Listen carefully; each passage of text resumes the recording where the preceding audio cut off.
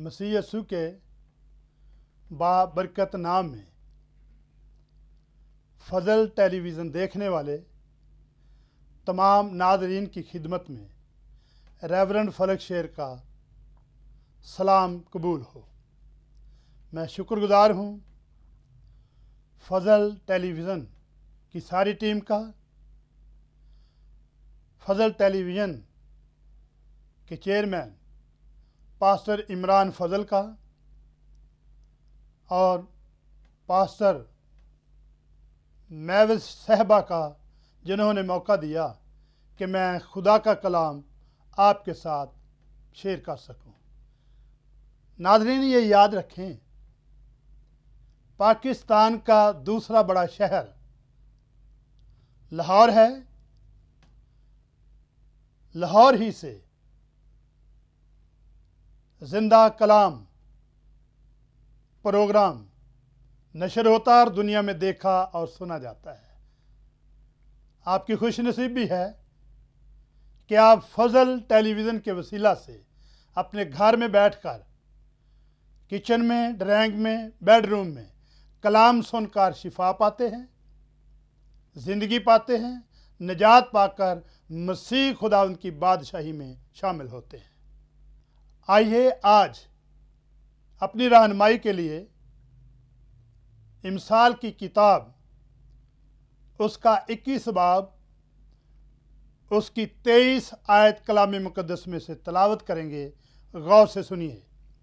लिखा है, जो अपने मुंह और अपनी ज़बान की निगहबानी करता है, अपनी जान को मुसीबतों से महफूज रखेगा। सुन रहे हैं? रिपीट एक दफ़ा फिर पढ़ लीजिए, गौर करें इस आयत पर। जो अपने मुंह और अपनी ज़बान की निगहबानी करता है, अपनी जान को मुसीबतों से महफूज रखेगा। मिलकर कहें आमीन। नाज़रीन, कलाम मुकद्दस में जो तलावत की गई है,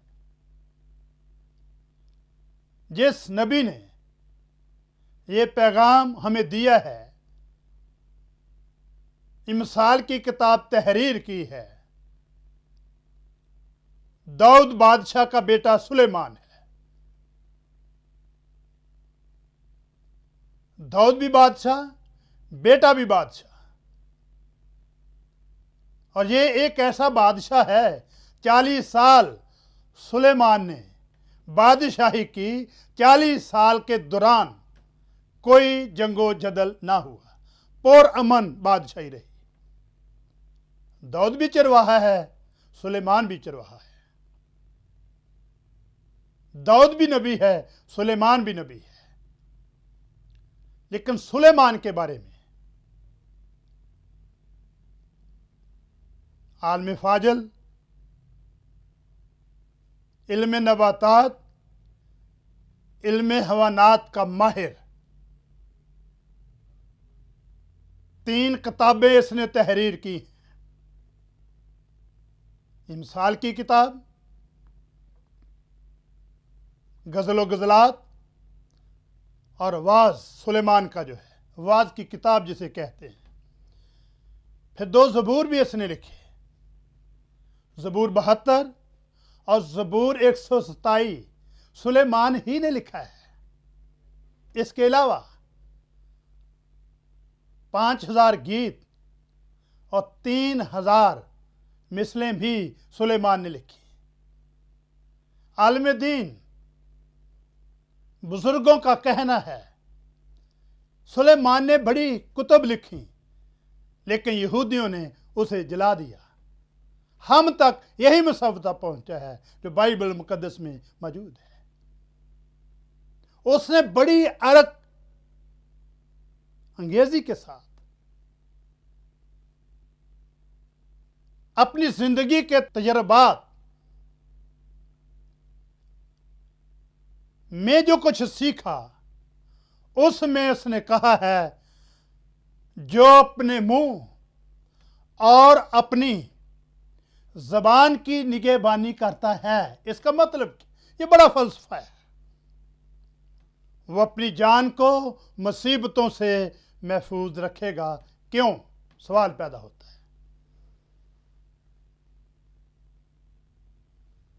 इसका मतलब यूं हुआ, हमारे जिस्म के अंदर एक ऐसा अज़ा है, हमारे चेहरे, हमारे मुंह के कब्जे में एक ऐसा अज़ा है जिसे ज़बान कहते हैं। होंठ हैं, इन पर काबू रखने वाला, इन पर कब्जा करने वाला, इस ज़बान को काबू में रखने वाला दानिश्वर हो सकता है, क्योंकि वो पहले तोलता है फिर बोलता है। और बाइबल मुकद्दस में भी यही लिखा है, बोलने से पहले तोल फिर बोल। और बुजुर्ग भी यही कहा करते हैं, पहले तोलो फिर बोलो। इसका मतलब ये हुआ, अगर तुम अपनी ज़बान से कोई ऐसी बात नहीं निकालते जो शर पसंदी की राह खोल दे या फिर दूसरों के लिए शर पसंदी का एक तूफान बर्पा कर दे, ज़बान से ऐसी गुफ्तगू,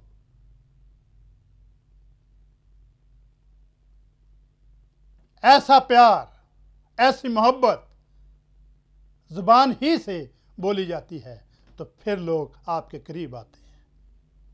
लेकिन सुलेमान ने क्यों कहा कि अपनी ज़बान पर काबू रखना, अपनी ज़बान की निगहबानी करना, अपनी ज़बान पर कब्जा रखना? क्यों? इसका मतलब यूं हुआ, मिसाल की किताब पढ़ें, उसका 10 बाब, उसकी 11 आयत, लिखा है, सादिक का मुंह हयात का चश्मा है। सुन रहे हैं? अपनी ज़बान की निगहबानी इसलिए करनी है, अपने होंठों की निगहबानी इसलिए करनी है, आप मुसीबतों से, दुखों से, तूफानों से, आंधियों से, परेशानियों से, उदासियों से महफूज रहें। माशरे में आपका एक नाम हो और लोग आपको कहें, ये बड़ा दानिश्वर शख्स है। क्या कहा सुलेमान ने 10 बाब 11 आयत में? सादिक का मुंह जो है हयात का चश्मा है, यानी जिंदगी का चश्मा है। सादिक, ईमानदार, सच्चा, उसके मुंह से ऐसी गुफ्तगू हो, उसका किरदार, उसका वकार ऐसा हो, लोग उसकी गुफ्तगू से यीशु मसीह को कबूल कर लें और लोग उसकी गुफ्तगू से, अंदाजे बयान से कहें, मुझे फलां शख्स की गुफ्तगू से जिंदगी मिली है। मैं जब उसकी कुर्बत में बैठता हूं, मैं जब उसके करीब आता हूं, गुफ्तगू सुनता, उसकी महफिल में आता हूं, उसके लबों से, उसकी ज़बान से, उसके मुंह से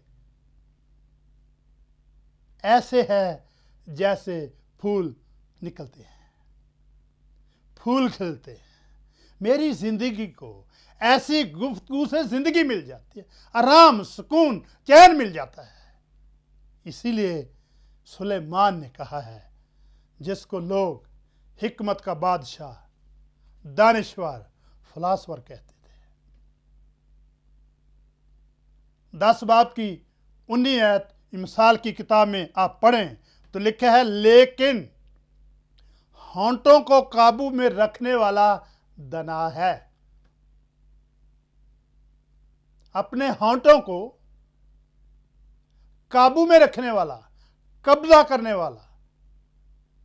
आप जो कुछ बोलना चाहते हैं, पहले आप उसको अपने जहन से सोच लें, मेरे होंठ जो कुछ कहें किसी का नुकसान तो नहीं होगा, या मेरे खिलाफ मुसीबत खड़ी तो ना होगी कि लोग मुझे अजमाइश में डाल दें।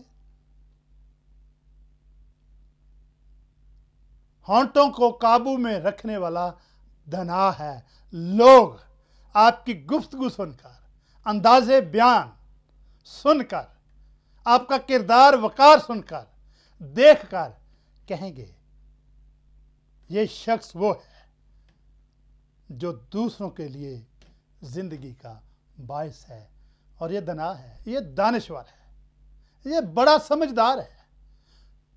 कभी कोई शख्स उसके बारे शिकायत करे तो सुनने वाले जिन्होंने पहले सुना है वो कहेंगे हरगिज़ उसकी ज़िंदगी से ऐसी बातें हो नहीं सकती, क्योंकि वो बहुत बड़ा दानिश्वर है।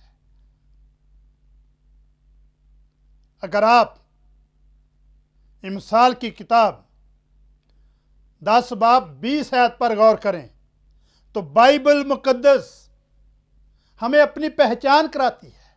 हमारे जिस्म के अंदर जो अज़ा हैं जिन पर हम काबू रख सकते हैं, हमारे हैं, हमारे जिस्म के अंदर है, लेकिन आज तक हम जान नहीं सके यह है क्या। मिसाल 10 बाब की 20 आयत पढ़े तो लिखे है सादिक की ज़बान खालिस चांदी है। सुन रहे? सादिक की ज़बान, सादिक ईमानदार की ज़बान जो है वो खालिस चांदी है, एक जेवर है। हमारे पूरे अज़ा जिसमें ये खास एक ऐसा अज़ा है जिसके बारे में सुलेमान नबी ने यह कहा, सादिक की ज़बान, ईमानदार की ज़बान, खुदा परस्त की ज़बान, खुदा के खादिम की ज़बान खालिस चांदी है। और मैं आपको ये कहना चाहता हूँ, कम अज़ कम आप अपने जेवर का तो ख्याल रखें। ये चांदी का जेवर आपके मुंह के अंदर खुदा ने रखा हुआ है, और चांदी का जेवर हो, सोने का जेवर हो, हीरे हों, कितना संभाल संभाल कर उन्हें रखा जाता है। तो मुझे और आपको अपनी ज़बान पर कितना काबू रखना है जो खालिस चांदी है। खुदा के कलाम के मुताबिक आपके अंदर ये जो अज़ा ज़बान है ये खालिस चांदी है, इसका तहफ़्फ़ुज़ करना, इस पे काबू पाना, ये मेरा और आपका काम है। मेरे उस्ताद मोहतरम पादरी डॉक्टर हिस्कियल सरोश कहा करते थे, इमसाल की किताब जो है इंसान की ज़िंदगी का हिदायतनामा है। क्या है? इंसान की ज़िंदगी का हिदायतनामा है। इसे पढ़ें, जितना भी पढ़ेंगे उतना ही आप दानिश्वर होंगे, आप अक्लमंद होंगे। आपको देखने और सुनने वाले लोग कहेंगे ये बंदा बहुत समझदार है। क्यों? आप इमसाल की किताब पढ़ रहे हैं। फिर अगर कोई दलेरी से कलाम सुनाना चाहता है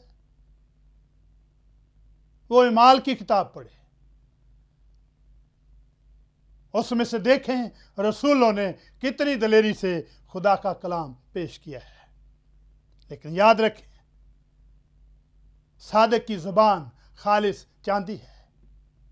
वो अपनी जान को अगर वो तहफ़्फ़ुज़ करता है अपनी ज़बान का, अपनी ज़बान पर, अपने होंठों पर कब्ज़ा रखता है, कभी मुसीबतों में, दुखों में, परेशानियों में, उदासियों में ना घेरा जाएगा और ना ही तूफान उसके खिलाफ कभी उठेंगे। इसलिए सादिक जो है, खुदा परस्त जो है, वो अपनी ज़बान पर काबू रखता है। देखें, कई खादिम भी आपको मिल जाएंगे, ऐसी बातें कर देते हैं जिससे कलीसिया में, खानदानों में नुकसान होता है। लेकिन याद रखें, ईमानदार भी घरानों में, खानदानों में कभी कभी कोई ऐसी बात कर देते हैं, खानदानों में तूफान उठते हैं, बर्पा होते हैं। फिर वही इंसान दुखों में, मुसीबतों में, परेशानियों और दासियों में घेरा जाता है, कहीं निकलने का रास्ता होता नहीं। इसलिए उसकी ज़ुबान जो खालिस चांदी है, उसने इस पर कब्ज़ा नहीं रखा, समझदारी से इसको इस्तेमाल नहीं किया। लेकिन याद रखें, सादिक की ज़ुबान से बहुत लोगों को ग़िज़ा मिलती है, तक़वियत मिलती है, ईमान मिलता है, ईमान ताज़ा हो जाता है। मिसाल की किताब 10 बाब उसकी 21 आयत पर गौर करें। बाइबल मुक़द्दस आपके पास है। आज तक हम अपने आप की पहचान नहीं कर सके। लिखे है, सादिक के होंठ बहुतों को ग़िज़ा पहुंचाते हैं। सादिक के होंठ बहुतों को ग़िज़ा पहुंचाते हैं। सादिक की गुफ्तगू से, अंदाज़े बयान से, बोलचाल से, उसकी रफ़ाकत से, यहाँ लोग बैठे हुए हैं, महफिल से जब वो गुफ्तगू करता है, बहुतों को दिल माइल कर लेता है, बहुतों के दिल उसकी तरफ मुतवज्जो हो जाते हैं, बहुतों को उसकी गुफ्तगू से तक़वियत मिल जाती है। आपने देखा है, कभी कभी लोग ऐसे दानश्वर लोगों के पास जाते हैं, उन्होंने एक टाइम ही मुकर्रर कर लिया है, 24 घंटे के अंदर कम से कम कुछ वक्त उस दानश्वर के पास जाकर गुजारते हैं, समझदार के पास जाकर गुजारते हैं, कहीं मेरी ज़िंदगी में नुकसान ना हो, मैं अच्छी बातें सुनूं, अच्छी गुफ्तगू सुनूं, तो फिर मैं भी अच्छे लोगों में बैठकर अच्छा ही बन जाऊं। इसलिए सुलेमान ने बड़ी समझदारी के साथ ये कहा है, सादिक की होंठ, सादिक की गुफ्तगू, अंदाज़े बयान, बोलचाल बहुतों को ग़िज़ा पहुंचाते हैं। वो तक़वियत पाते हैं, शेर होते हैं। वो कभी कभी गुफ्तगू करना बंद भी कर दे, थक जाए, तो भी सुनने वाले कहते हैं, सर जी थोड़ा वक्त और चाहिए, सर जी कुछ बातें और चाहिए, सर जी हम कुछ वक्त आपके साथ और भी गुजारना चाहते हैं। मैंने अपने बुजुर्ग पादरी डॉक्टर हिस्कियल सरोश के साथ तकरीबन 30 साल गुजारे हैं और उनकी कुर्बत में कम से कम 4 घंटे, ज़्यादा से ज़्यादा 10 घंटे बैठा हूँ। फिर दानश्वरों के करीब जाकर उनकी महफिलों में बैठा हूँ, बुजुर्ग खादमों के साथ घंटों वक्त गुजारा है, परवाह नहीं की कि मेरे पास वक्त नहीं है, लेकिन यही कहा कि जितना वक्त खुदा के खादमों के साथ, बुजुर्गों के साथ गुजारूंगा, उतने ही मुझे खुदा बरकत देगा।